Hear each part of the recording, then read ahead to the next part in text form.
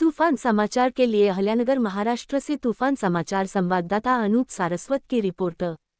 किल्ले धर्मवीरगडावरील छत्रपती शंभूराजांच्या शौर्यस्थळावर महाराणी येसूबाईंची जयंती उत्साहात साजरी। श्रीगोंदा प्रतिनिधी मौजे पेडगाव तात श्रीगोंदाजी।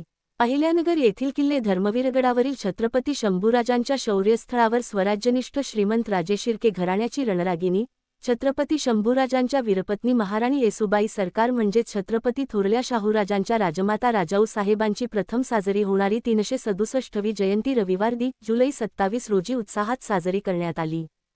जयंती प्रसंगी जुलै 27 रोजी शंभूराजांच्या शौर्यस्थळावर स्वराज्याच्या कुलमुखत्यार महाराणी येसूबाईंच्या प्रतिमेस पुष्पहार अर्पण करून मान्यवरांच्या हस्ते विधिवत पूजन करण्यात आले।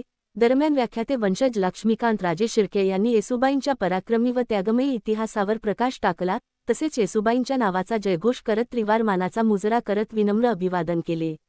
उपस्थित मान्यवरांनी बोलताना शौर्यस्थळ व किल्ले धर्मवीरगड विकासासाठी राज्य सरकारकडे पाठपुरावा करण्याचा प्रयत्न करू असे सांगितले।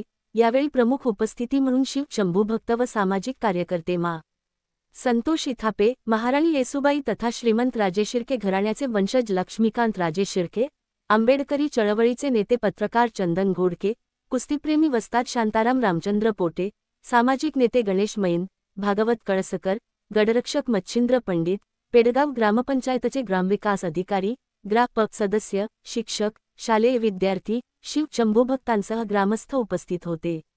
जयंती साजरी करण्यासाठी किल्ले धर्मवीरगड समिती पदाधिकारी व उत्सव कमिटीचे सहकार्य लाभले।